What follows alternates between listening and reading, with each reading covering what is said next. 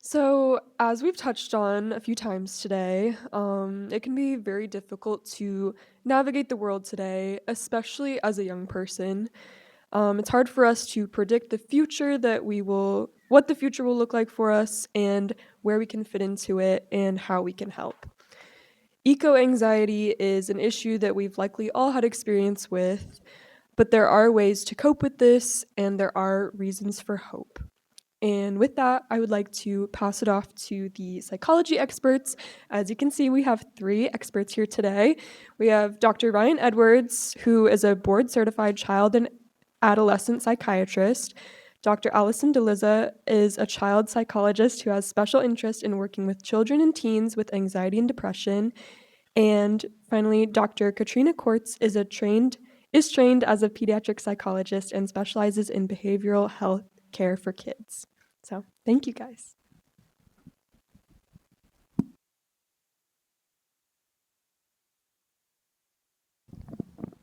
Hello, everybody. So it's great to be with you all here today. So we will give just a thank you, by the way, for that wonderful introduction. We will each give a really brief kind of overview about kind of what we do day to day and how we have seen eco-anxiety impact the patients that we see, but also kind of the counseling that we give other people as well. So. And then opening it up to questions. This is mostly going to be an interactive Q&A, so please feel free to share as much or as little hypothetical personal questions as you guys would like. So so I am a child adolescent psychiatrist, so that means I do diagnostics and medication management primarily, and half of my job is teaching medical students and residents. So I think how eco-anxiety has impacted my practice when I talk about from my patient standpoint. So most of the patients I see are on the more severe side of mental illness. And so a really common thing that I treat is obsessive compulsive disorder. And if you guys don't know, obsessive compulsive disorder is chronic debilitating intrusive thoughts and the need to a lot of times undo those intrusive thoughts with compulsions. So checking things over and over again, or chronic hand washing, things like that. So one of the common obsessions or compulsions that we see is checking latches and things over and over again until it just feels right. And so I've seen a lot. It's very common for people to want to undo an obsessional thought by checking a faucet, right? So checking a faucet over and over again until it just feels right before they can move on throughout their day. I have seen a lot of obsessions tied with that become very existential. What happens if I don't turn off the water properly? Will that mean I'm contributing directly to climate change? Is a very clear example that I've seen. Now, of course, my patients know, even young patients, they know that that's not likely, but they just can't help but fear that. And so that's something that we can treat through a lot of our psychotherapies as well. So one of the ways that we do that kind of gets into a really neat construct that we call intolerance of uncertainty. Intolerance of uncertainty, we see it a lot with major anxiety disorders, but it is also part of normative, just being a part of this world, right? So uncertainty is really scary, right? And dealing with uncertainty and learning how to cope with it is really important as it builds resiliency. However, I have never seen a level of uncertainty as I have with climate eco-anxiety. It's pretty new. And so the thing that I try to do is understand, barring, saying that if someone doesn't have a major mental illness and it is more along the lines of intolerance of uncertainty that can be debilitating, treat it as not necessarily a bad thing. Anxiety is good. It keeps us safe. It provides motivation. Everybody understands the feeling when they get up to go for a speech or at the starting line of a race. You feel anxious, and that can be helpful. But if you're too anxious, you're paralyzed. If you're not anxious enough, you won't perform well. So there is that Goldilocks zone of anxiety that is helpful. And so in dealing with intolerance of uncertainty, even from a grand scale, we want people to kind of be in that action phase. Use that anxiety, don't shy away from it, put it into something that you can mold into action. And that's what we do day to day, I would say.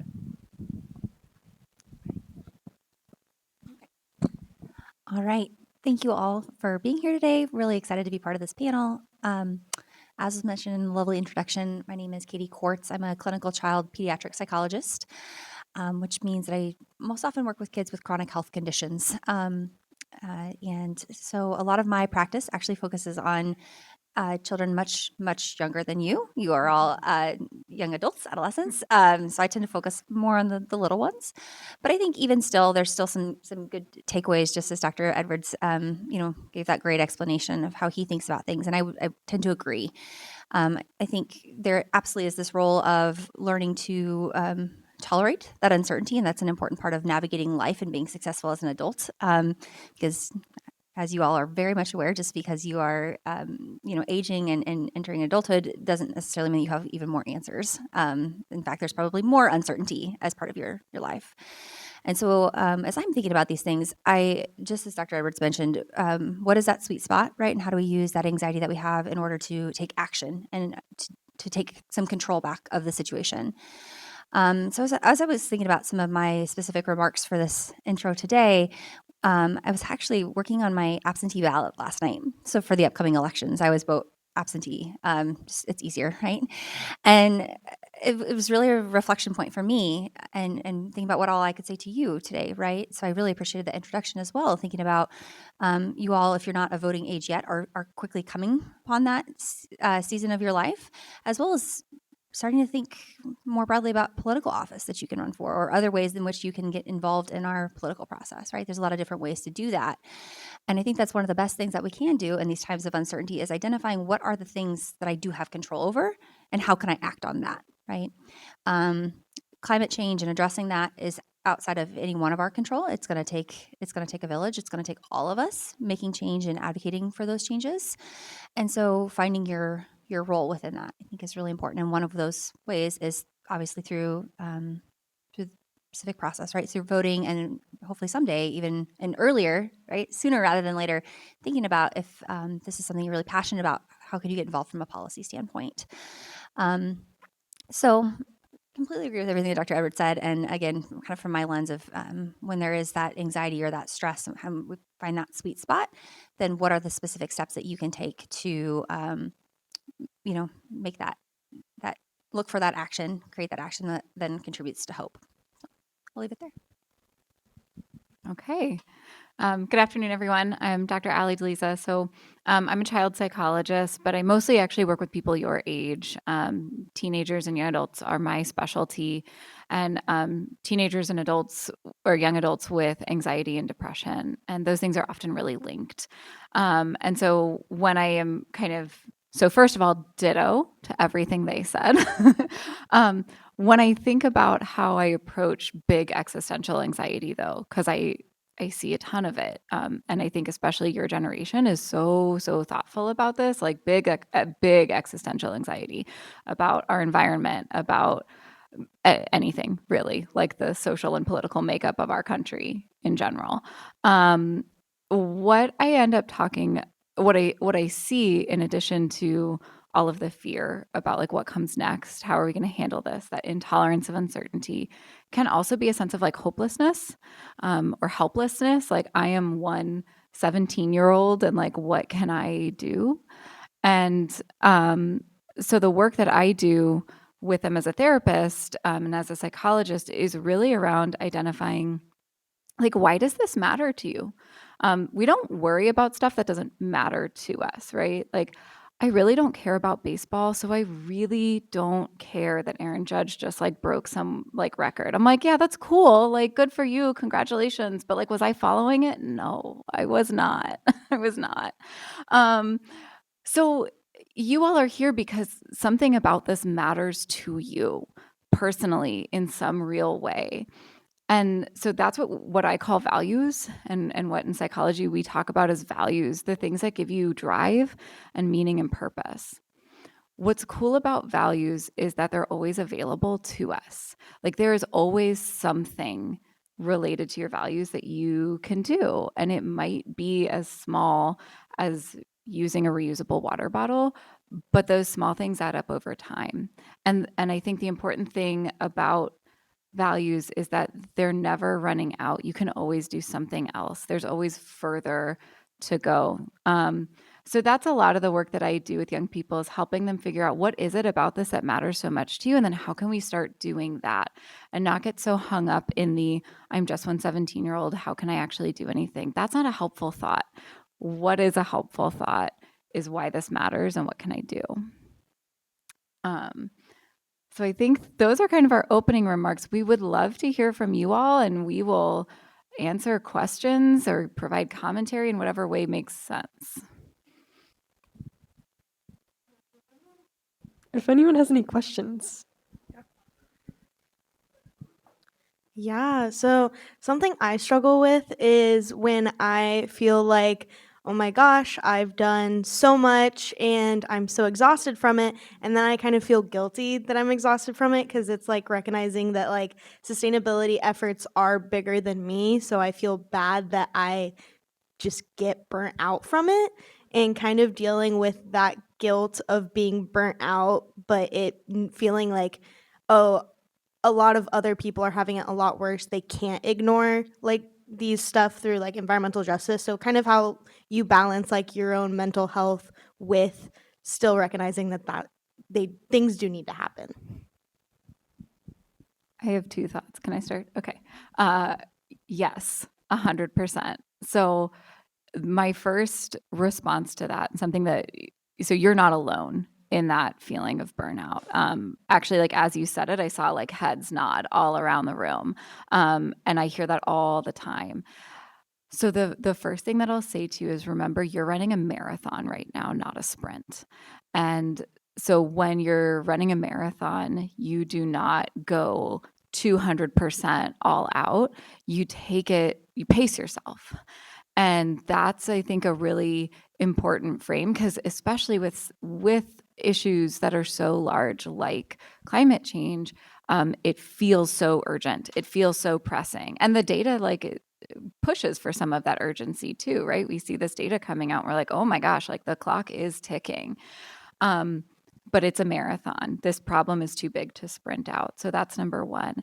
And then number two with that is, I think of this as advocacy, right? And advocacy is not just one person doing one thing. I think of it as like a 20-lane highway where everyone is driving in a lane and we're all moving in the same direction. Now, your lane might be something around like what personal efforts you have in your home.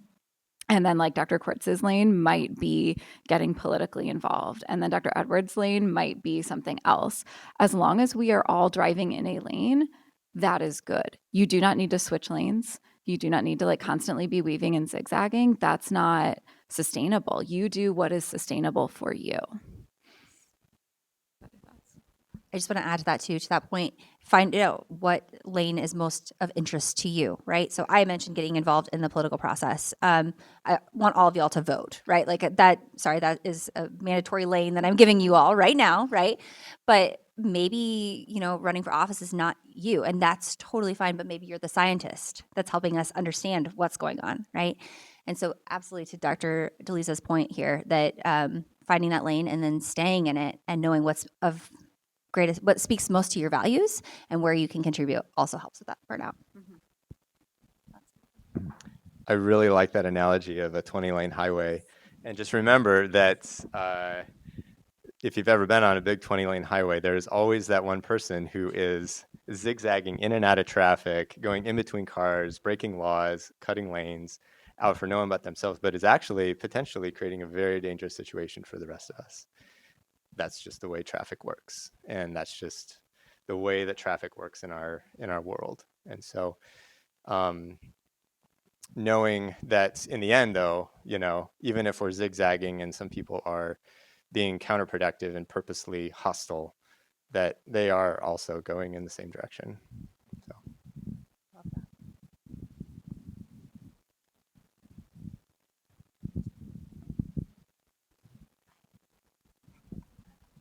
Okay, I'm not the expert like you guys, but I've been doing community organizing for many years in a row, and I just had something to add to that.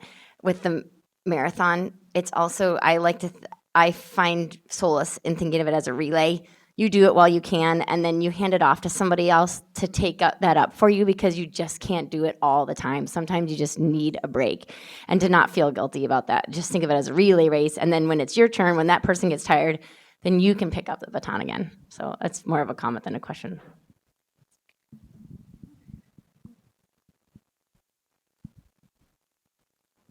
I read a book by a fellow named Richard Louv, and it's called Last Child in the Woods. And he comments on something that he titles nature deficit disorder, that he describes as being a situation in young people where they don't go outside anymore, they're in front of their screens, and that's having an impact on their health. In my case, for example, at my age, if I didn't know what to do in the house, my mom would tell me, go outside and play. And we don't see that anymore. We see kids more inside on screens.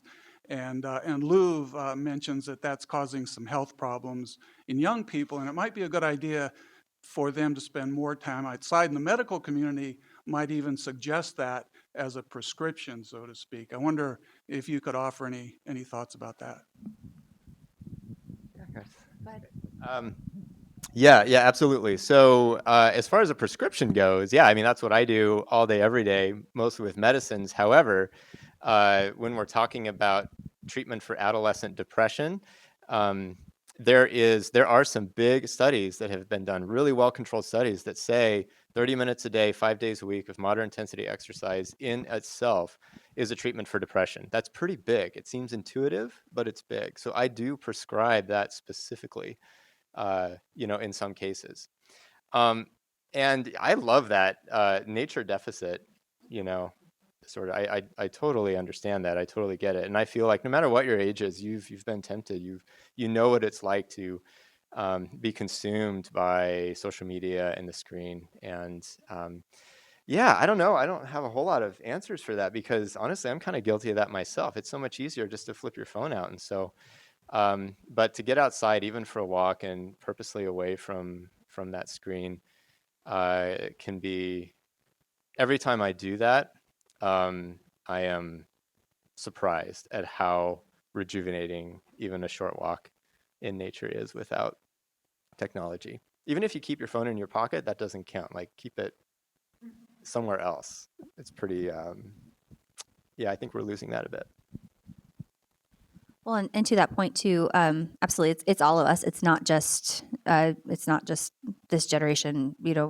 All of us are, and the research backs that up. In fact, a lot of the research is suggesting that our ability to focus on any one task for a prolonged period of time has been rapidly declining over the past century. And I think it's important to also step back and realize that that's not our fault. These systems are built that way, right? A lot of our devices are intended to suck us in. And there's reasons why you can scroll endlessly through Instagram or Twitter. Pick your poison, right? And so it is absolutely important to recognize that I agree. I think there is a nature deficit, but it's affecting all of us. And that's because of the way that these technological systems are built. They're designed to pull us in and engage us. That's the point, right? So just being extra mindful of that is such an important piece. The only other thing that I'll add, there was a study a couple years ago, and I'm not going to remember all the details, so bad on me, sorry. But there was a study that showed that people who exercised, like went just for walks, they compared those who went for walks in really urban, like kind of concrete areas versus those who went for walks in parks or at, like nature preserves, kind of got more into nature. And they actually found brain changes in those who went into nature for those walks, that the benefit that they saw to the exercise was actually magnified in their brain, in the neurochemicals that are inside their brain, and even in some of structural changes as well. And so, to kind of part of your question about, go play outside, yeah, go play outside in nature. It's literally good for your brain, like literally good for your brain to do. And even for brief moments. Thank you. So how justified are we in what you were saying before about just imagining us on the lane and the highway where it feels like it's not even just not enough, it's nowhere near enough, and it's never going to be enough? You're right. You're super right. With that, we can't take away like the privilege that we have, right? Like this is where we live, and with that comes inherent privilege. That is privilege, right? Privilege is not anything that any of us earned. It's what we just have by definition from whatever circumstance we exist within, right? Whether that's the country that we live in or anything else, the socioeconomic status that we were born into. And that privilege comes with, in this case, right, it does come with the fact that where we live and the privileges that we hold do harm. My only kind of semi-solution to that, it's not a solution, but it's the one thing that we can do with it. So we have to use our privilege, right? We live in one of the wealthiest nations on the planet with not only like financial wealth, we have like wealth in our academic resources, in our science, right? Like we hold so many of the cards here in terms of work that can be done towards this problem. We have to utilize that privilege, because privilege that goes unutilized, that's the thing to feel guilty about. Mic drop. Go ahead, Ryan. Yeah. COVID has been an interesting, realization for a lot of people in a lot of ways. But one of the things that kind of made me oddly proud about Western society is like the vaccines that were developed, right? And not just that, and the counterparts in the East, like in China as well. That's technology for us, right? And so, yeah, I mean, the biggest emitters, China and the United States, Western Europe, we were able to mobilize and develop a vaccine for COVID within a year, whereas any other time in human history, it's taken decades. So it's interesting, when we look at the consequences of industrialization. And I mean, how can we not feel guilty about that on some level? I don't know. I mean, I think there are some things that we can channel a little bit of that guilt into actionable items. And one of the things I think, we're just reading an article this morning. There's a great article about how Uruguay has gone completely carbon neutral, and they've done it through changes not only at their government level, and through incentives and grants from wealthier nations, right? But also changing the culture of their people and asking their population to be a little bit more uncomfortable, okay? I mean, I noticed it's 55 degrees out, and I think the air conditioning's on in this building, right? I kind of wonder, like, what could we be doing better, just in our day-to-day lives to have a little bit more discomfort? Just to, if anything, just to remind us that we are all on this planet together. And if we are a little bit more uncomfortable, it's good for the environment. When we're talking about a Western, or a very developed nation.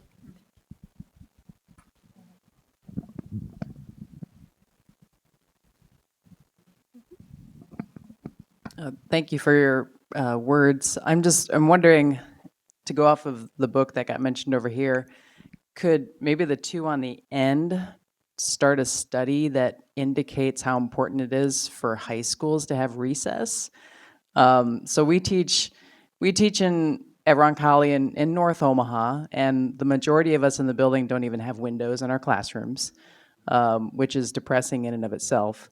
And, when we do have opportunities, I don't know if our 5 kids could speak to it, but I know I love going outside. I've played kickball a couple of times this semester already with my seniors, and the boys have a blast and the girls sit up in the football bleachers. But yeah, for mental health purposes, and we're lucky at Roncalli that the whole west side of our football field is trees and a little watershed. So it's actually quite pretty compared to maybe some other high schools in Omaha. But if you could do that, that would be fantastic. Oh, that's you. Well, it can be. It can be all three of us. But here's where I'm going to push back. We don't need any more research. The research is there. Decades of research showing, right, that being outside, being in nature, getting physical activity, taking breaks would tremendously benefit all of us, adults included, right? And so that's where I get almost kind of frustrated sometimes with some of the, the published works that I'm seeing, because we knew that, right? Right? We know that being outside is good and that getting breaks during our day is good. We need action. And in fact, I think there's almost a little bit of trauma at times when we are repeatedly hearing these same statistics over and over and over again. Mental health crises are on the rise. We're seeing high rates of anxiety, depression, suicidality, self-harm, actual suicides, right? We know this. The prevalence rates are there to suggest that we have the research. Now we need action, right? So if we could do some more research on actual interventions, yes, let's give recess to our high school students. Totally agree. And then let's study how that affects them, right? But let's give it to them first rather than just understand, we don't necessarily need more research. Let's just do it, right? And so that's where I think the data are there. And so as, one of the lanes that you may choose to live in is reading that data, learning what the research says so that you can then distill it down and take it to the people who have the ability to make the choices. And I think that's sometimes the hardest part is knowing who needs to be in the room and who has the power to make the decisions. And I think that sometimes is really the tricky part, right? Because the data, we know what the data say. We know that it's so important. And I'm with you and couldn't agree more. Let's give recess back to everyone, adults included, more walking meetings, getting outside, right? It would benefit all of us tremendously. Let's just do it, make it happen. Yeah. You want to say something about that? That's the mic drop there. Yeah. The only thing that I'll add is for any of you who are looking for your lane, an excellent lane that needs more people is learning how to get people to implement the interventions. So this is my shameless plug for behavioral psychology, because there are those of us who study how do we get systems to change? How do we incentivize systems to change? Because our systems are very resistant to change, but humans are humans and behavior is predictable. And so if we can predict behavior, then we can change behavior.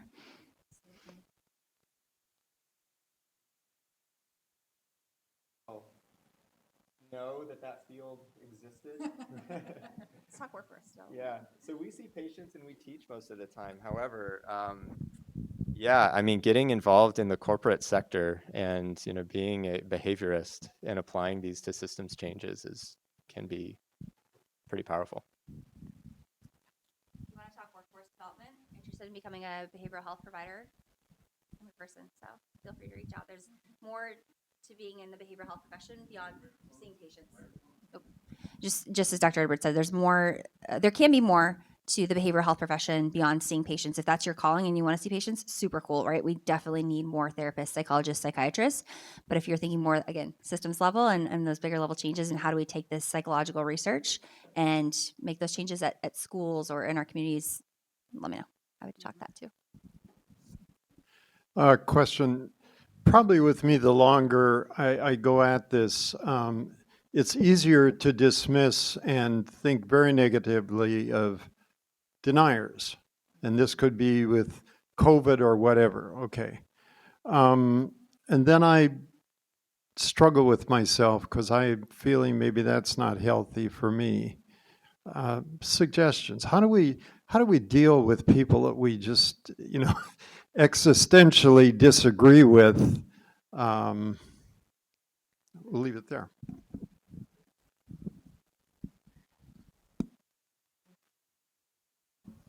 Whew, yes. Yeah. So I think a couple of things help. As much as a like, oh, I even like I feel the cringe as I say this, but coming from a place of like compassion and understanding, right? Like they like that person who like totally disagrees with you on an existential and basic, sometimes moral feeling level feels the same way about you, right? And it's not because of like any moral failing on either of your sides.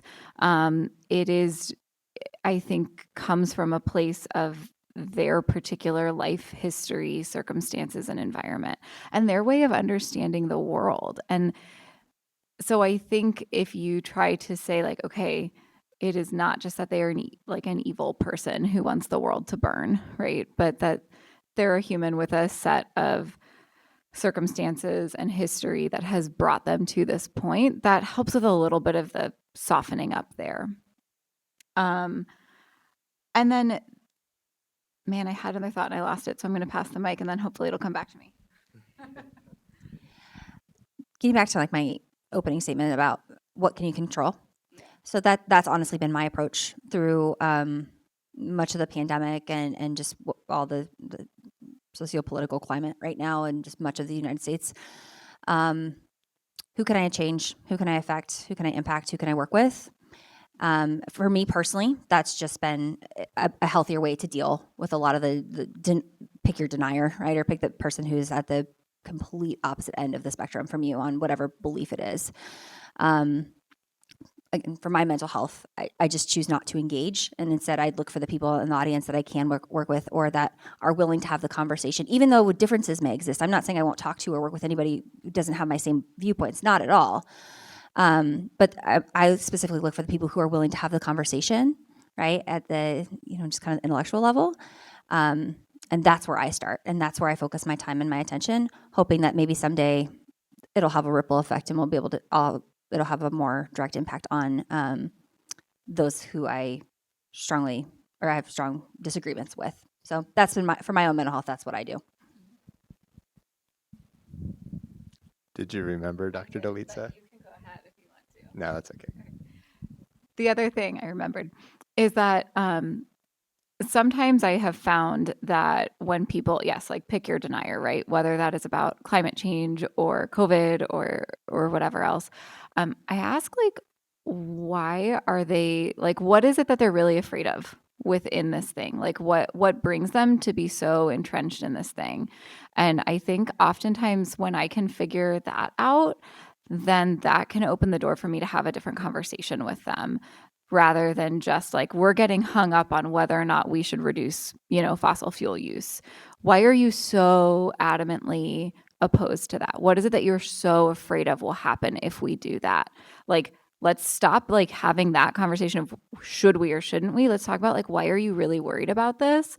And then from there, we can open up a little bit more conversation. If it's like, oh, you're really worried about the economic impact that would have. Okay, cool. Let's talk economics then for a little bit and like leave the fossil fuel discussion for the time being. And I think that gets you movement.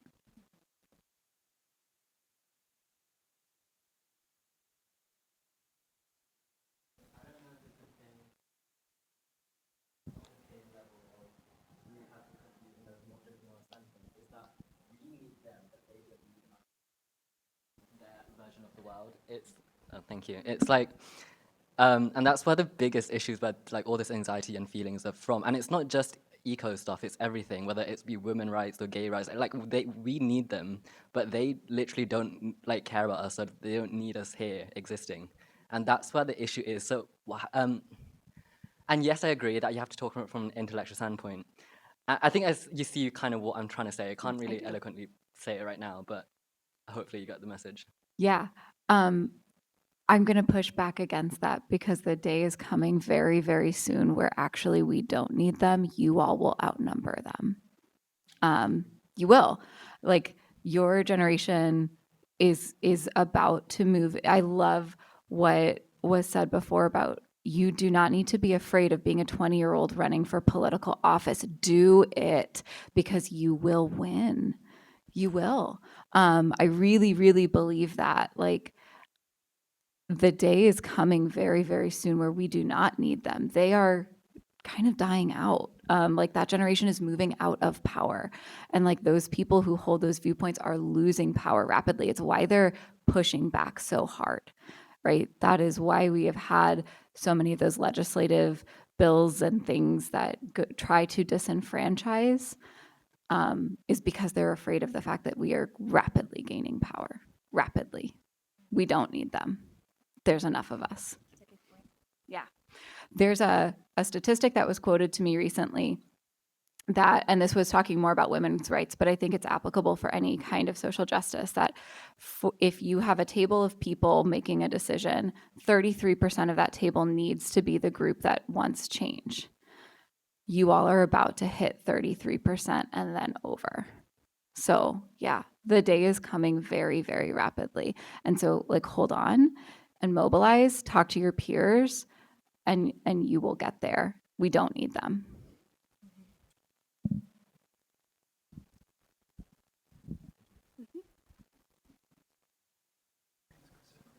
Tried to work this question out as I'm talking. How does diagnosing and proposing an intervention for eco-anxiety, how is that different? What's the differentiation between that and all the other types of clinical issues that people come to you with?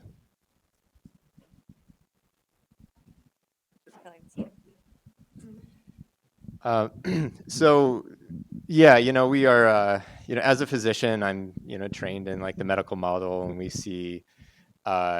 we primarily see, right, pathology. So when things go wrong, illness. And so it's a big criticism in our field, right, is that we don't focus quite as much about being proactive. We're very, all of you know that a lot of doctors are very reactive. You have a pain in your knee, you go to an orthopedic surgeon, your chances are likely you're going to get surgery. So I'm saying that up front because I know it is kind of an issue in our field, is we're not as well trained to be proactive and focus more on preventative outside of certain subspecialties. And so to answer your question, so when I am confronted with anxiety, my first job is to make a diagnosis, and really the threshold and the line between normal anxiety that is difficult and not helpful, and that of which is pathological and actually harmful is a line. And so it's kind of our job to help people decide, have we crossed that line into anxiety that's uncomfortable, anxiety that's unhelpful, and then there's the line, anxiety that is harmful. And so that's where we treat when it becomes harmful. Most aggressively, I would say, when they from my standpoint. And so yeah. And I think the great thing about treating anxiety issues and anxiety disorders is that people are so insightful, right? They understand that. They know that, when it comes to eco-anxiety, it's very clear that a lot of people have these ruminative thoughts, these catastrophic cognitive distortions, we call it, right? Automatic negative thoughts that are unhelpful and are hurtful because they're paralyzed. They'll tell you that. They'll come to you and tell you that. And so that is where we can treat. Now, hopefully we get them to that very relatively quickly, get them to that line of it being harmful and into the realm of being uncomfortable or unhelpful, but also hopefully helpful.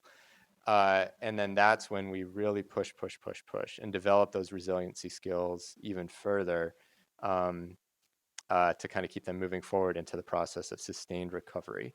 And so that can certainly be applied with eco-anxiety. And I think it comes down to, is your anxiety paralyzing, or is it helpful sometimes? And giving yourself, and the thing we talk about the most, I think, when we talk about things like burnout and guilt, is give yourself grace, right? Give yourself grace to feel burnt out. Give yourself grace to feel like you can't do it right now. And yeah, we can talk about that too. But Yeah, that line for me is functioning, right? Like, is that anxiety keeping you from functioning? Because like Dr. Edwards said earlier, anxiety is actually a really useful emotion. I would argue it's actually our most useful emotion. It literally keeps us alive. And it's the reason that you all are sitting in this room right now thinking about these big things. And so anxiety can be useful. And so it's when it crosses that line to when you're not functioning, where then we want to intervene. But as long as your anxiety is useful, I'm not here to get rid of it, because if you didn't feel anxious about it, you wouldn't do anything about it.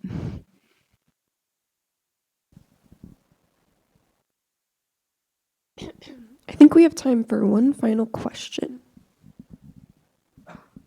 Don't tell me I get the last question. One of our thoughts when we were putting together this panel, one of the things I was thinking about was how do the youth talk to their parents about this issue and about the anxieties, and how do the parents communicate back to their children? And likewise, talking to their teachers, or their teachers communicating with them, or talking to their friends, some of whom may not be interested in this topic, be deniers because of the environment that they've grown up in. So I don't know to what degree you've kind of helped with that issue, but I'd like to hear from some of the students that are here in terms of how they talk to their parents, what kind of communication channels they have, and communication with their friends and with other family members, because I've had students that have said, well, I can't talk about climate change when we have like a family reunion or a get together at Thanksgiving, because all these other people just think I'm crazy, so. When you said that about talking to parents, I saw a whole bunch of eye rolls. I saw a whole bunch of like deep breaths and like, yeah. So I think as you're talking, there's actually a couple different audiences in mind. And so one of my first thoughts is I'm big on communication and transparency. And so when you're engaging in a difficult conversation, letting the other person know what you need from them before you start having the difficult conversation. Many of us have probably had that experience where we're really worried about something at work or at school, a test maybe. Oh, I'm so worried. I'm so nervous. I don't know how this is going to go. And our parent or someone that we care about looks at us and says, it's going to be fine. Remember all those ways that you've studied and you've worked so. That's not actually what I wanted from you in that moment, right? I needed you to hear me and hear that I'm feeling really anxious, or I'm feeling frustrated, or I'm feeling angry or upset. And I think a lot of, not a lot, a fair amount of conflict between people and their parents or their caregivers, people who care about them, could be resolved up front if we just told people what we wanted at the outset of the conversation, right? So right now I'm feeling very frustrated and I just need you to listen to me. I don't need you to solve my problems. Or maybe it's hey, this thing is going to be really important to me and I need you to listen and then be willing to drive me someplace, right? So starting the conversation with what do I need from you in this moment sometimes can help, also helps the listener as well, right? What is the expectation of me in this moment? And I think, honestly, as a new parent, I feel this urge to like fix everything for my kid, right? Because I want him to be okay. And so I would imagine many of your parents or the people who care for you feel that same way. And so it's actually very nice, I think, at times to just say, no, this is what I need from you in this moment. This is how you can be most supportive of me. The second point that I might pass over to Dr. Delisa to talk about is values conflicts. Would you take that? Oh, I don't want to take it. She's values.